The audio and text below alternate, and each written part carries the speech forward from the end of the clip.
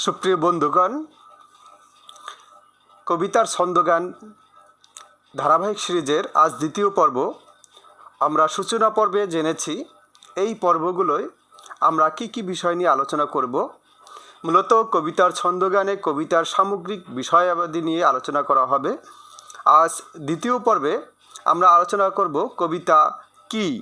কারণ কবিতার ছন্দ আলোচনা করার পূর্বে আমাদের জানতে হবে কবিতা কি। তো কবিতা কি এটা জানতে হলে প্রথমে যেটা জানতে হবে কবিতার ইতিহাস। আমরা কবিতার ইতিহাস যদি বলি, কবিতার ইতিহাস সুদীর্ঘকালের, প্রায় মানব ইতিহাসের সাথে সাথেই কবিতার ইতিহাস সংশ্লিষ্ট। প্রায় আদিকাল থেকেই মানুষ বিভিন্নভাবে বিভিন্ন অঙ্গে রঙ্গে বিভিন্ন ধরনের কবিতা রচনা করেছেন। প্রাচীনকালে বা আদি সময়ে মানুষ তাদের সাংস্কৃতিক ইতিহাস লিপিবদ্ধ করার জন্য, কারো গুণকীর্তন করার জন্য কবিতার ছন্দে কবিতা রচনা করেছেন। তো ধারণা করা হয় যখন পৃথিবী মানুষের কোনো অক্ষর জ্ঞান ছিল না, তখনই মানুষের মুখে কবিতা ছিল। সুতরাং মানুষের মুখে কবিতা যেহেতু ছিল, এটি কবিতা হচ্ছে সাহিত্যের প্রাচীনতম বা আদিতম শাখা। কবিতা নানান সময়ে নানান রূপ ধারণ করেছে। ভিন্ন ভিন্ন রূপগুলোই আজ বিভিন্ন শাখা প্রশাখায় পরিণত হয়েছে। প্রাচীনতম কালে বেঁচে থাকা কবিতাটি হলো এপিক অফ গিলগামেশ, যেটা হচ্ছে রাজা গিলগামেশের মহাকাব্য। রাজা গিলগামেশের ইতিহাস অবলম্বনে এই কবিতাটি খ্রিস্টপূর্ব 3000 অব্দে রচনা করা হয়েছে, যা মেসোপটেমিয়ার সুমেরু মাটির ট্যাবলেটে সুনির্দিষ্ট লিপিতে লেখা হয়েছিল। বাংলা ভাষার প্রথম কবি ছিলেন কবি লুইপা, যাকে চর্যাপদের প্রথম কবি হিসাবে বলা হয়।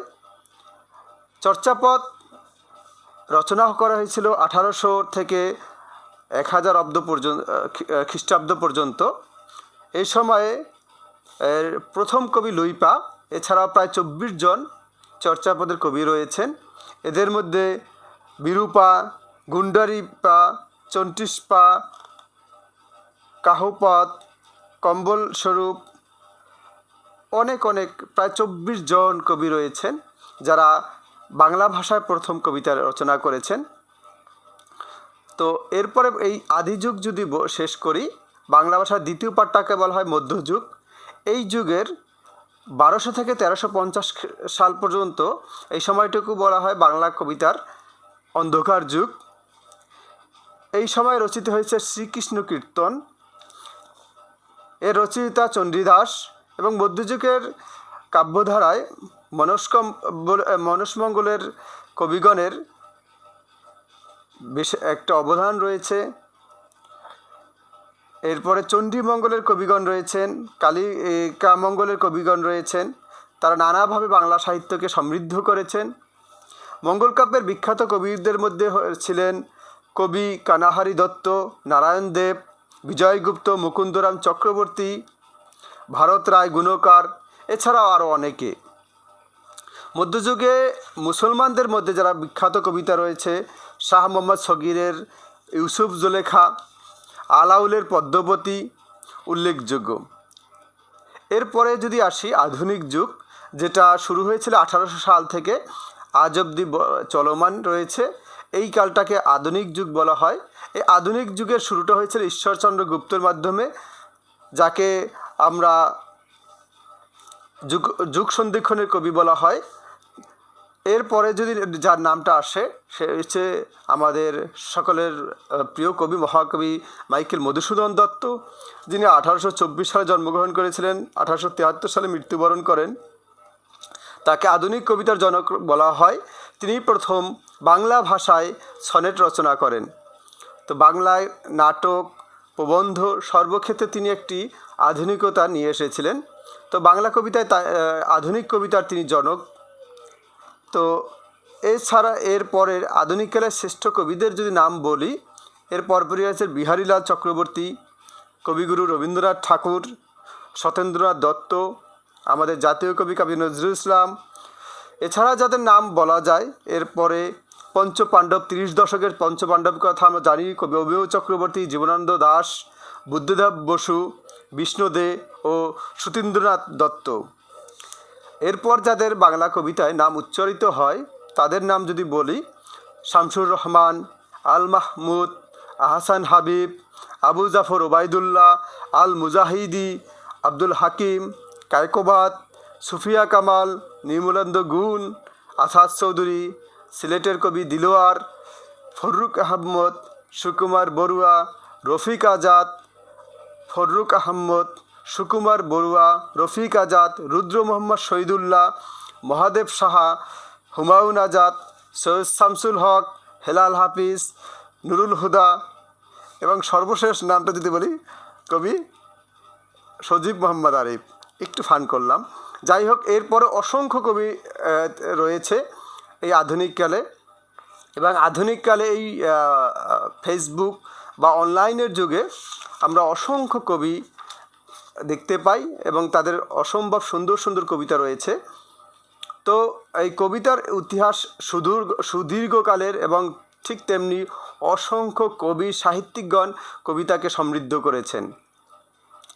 এরপর আমি যে পার্টটায় আসতে চাচ্ছি সেটা হচ্ছে কবিতা কি বা কবিতার সংজ্ঞা আমরা যদি সংজ্ঞায়িত করতে চাই, তো কবিতা আসলে সুনির্দিষ্ট কোনো সংজ্ঞায় সংজ্ঞায়িত করা যায় না, কারণ বিভিন্নভাবে বিভিন্ন শাখা প্রশাখা রয়েছে এবং বিভিন্ন রঙের কবিতা রয়েছে, বিভিন্ন রূপের বিভিন্ন ভিন্ন ভিন্ন ধাঁচের কবিতা রয়েছে।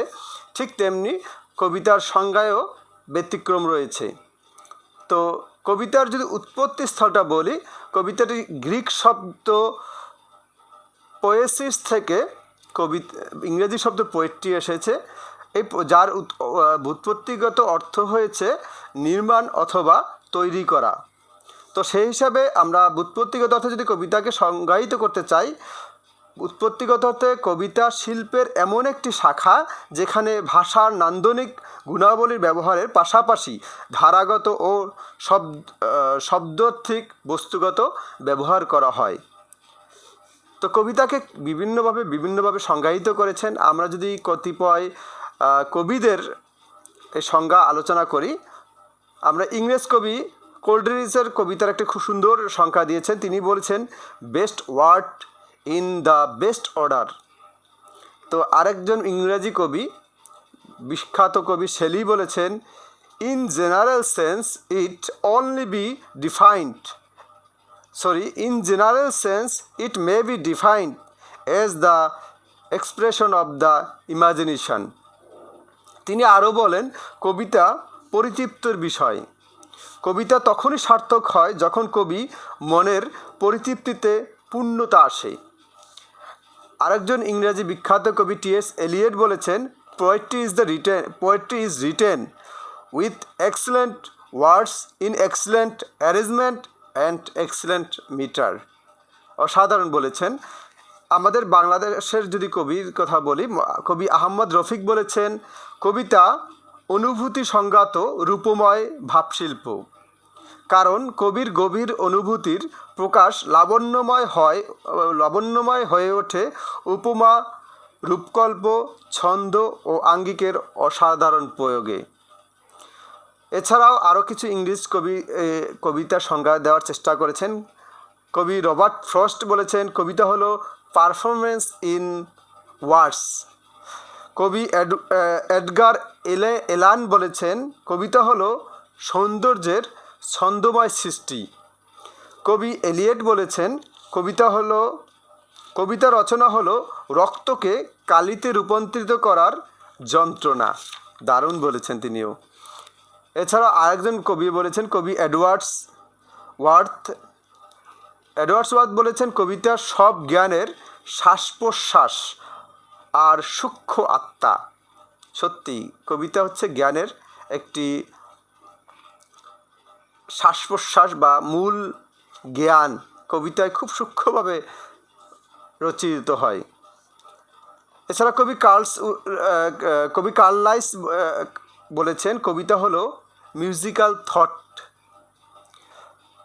আর বাংলাদেশের বিখ্যাত একজন কবি সৈয়দ শামসুল হক বলেছেন কবিতা হচ্ছে সর্বোত্তম ভাবের, সর্বোত্তম শব্দের সর্বোত্তম প্রকাশ। তো এইসব সংজ্ঞাগুলো যদি বিশ্লেষণ করি, আমরা যেটুকু বুঝতে পারি, কবিতা হচ্ছে শব্দের খেলা, সাথে ভাব, রূপকল্প, উপমা যখন যুক্ত হয় তখন তাকে একটা সার্থক কবিতা বলা যায়। আজ এই পর্যন্তই।